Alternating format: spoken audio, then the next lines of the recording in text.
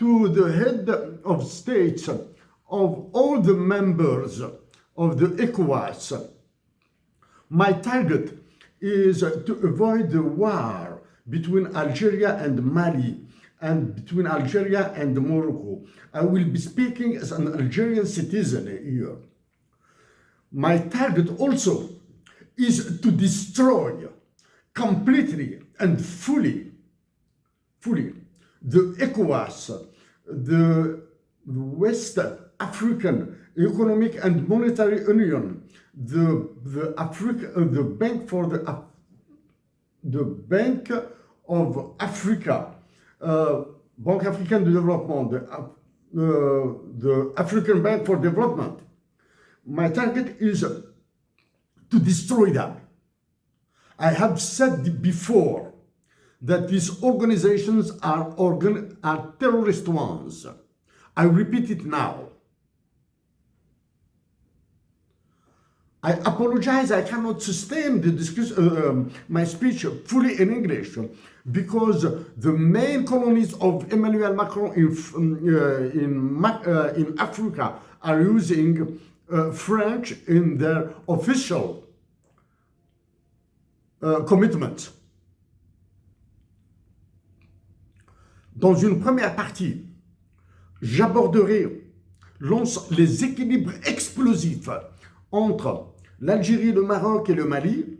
J'aborderai ensuite, bien sûr, cette gigantesque manipulation du drone entre l'Algérie et le Mali.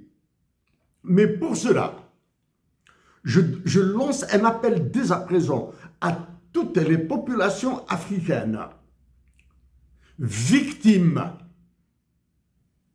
du franc CFA de se soulever pacifiquement pour demander à leurs dirigeants, qui sont de facto, d'abandonner immédiatement le franc CFA.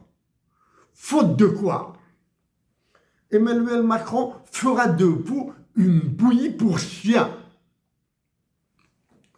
Pour cela, je vais remonter, j'ai qualifié le franc CFA d'arme de destruction massive.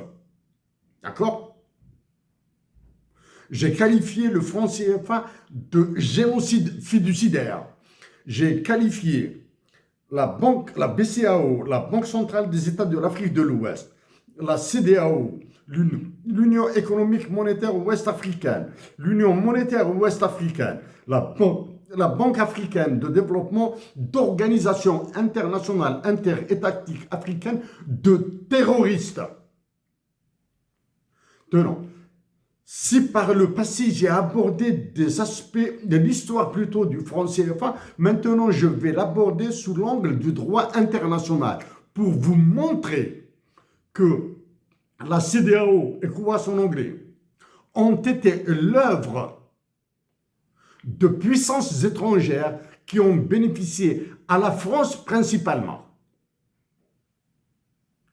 Pour cela, je vais utiliser une partie en anglais, une partie en français. Si je dois intervenir en anglais intégralement, je le ferai. Au président du Ghana, Monsieur John Dramani Mahama, au président du Nigeria, Bola Ahmed Tinubu, au président de la Sierra Leone, Julius Maado Bio. You are members of terrorist organization.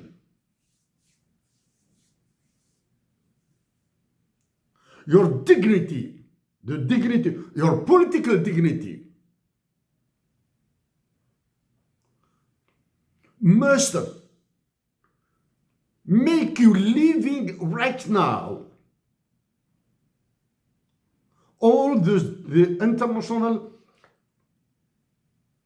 organizations which are destroying Africa.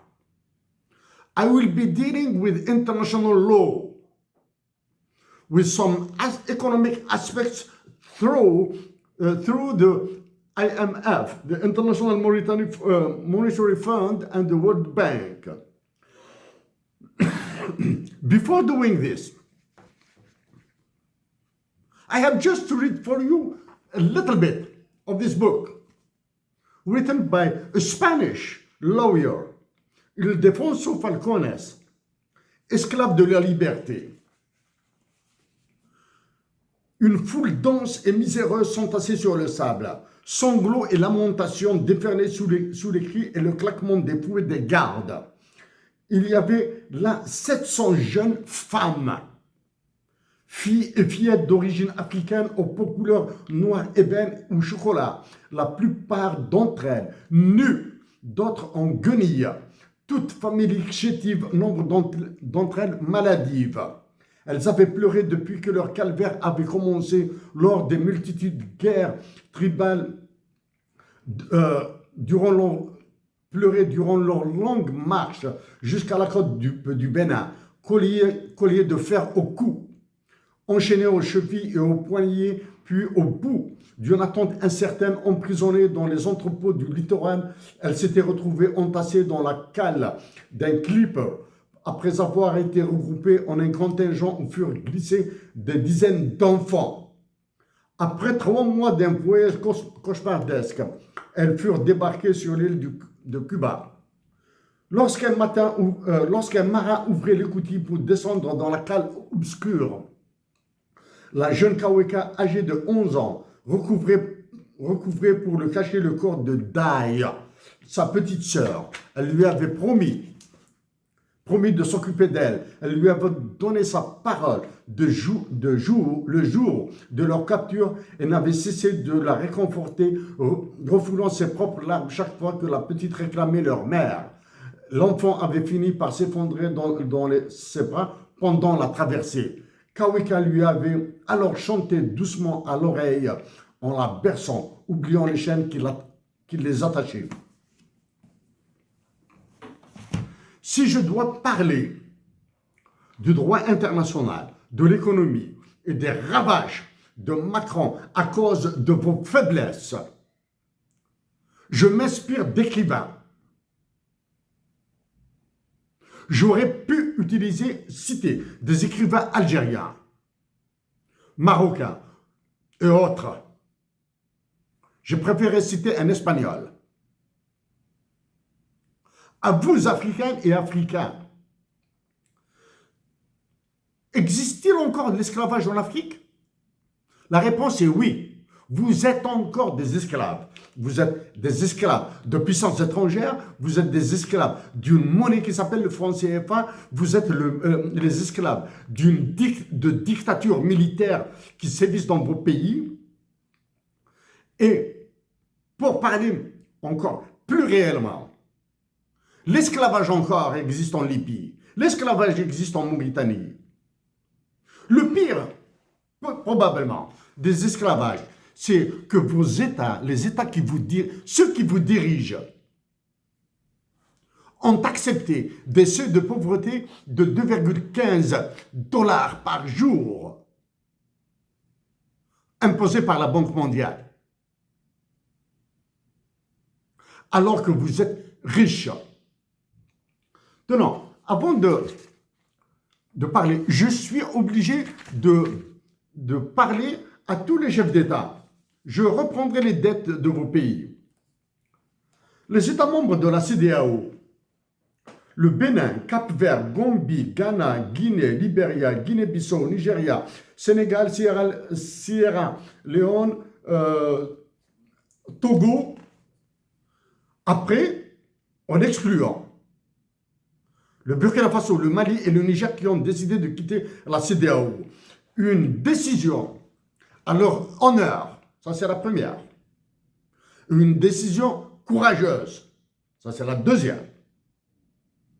Deuxième qualité. Une décision dangereuse. La preuve, je la donnerai dans la démonstration quand je parlerai de cette histoire de drone entre le Mali et l'Algérie et de ce qui se passe entre le Mali et le Maroc. Ça, c'est là.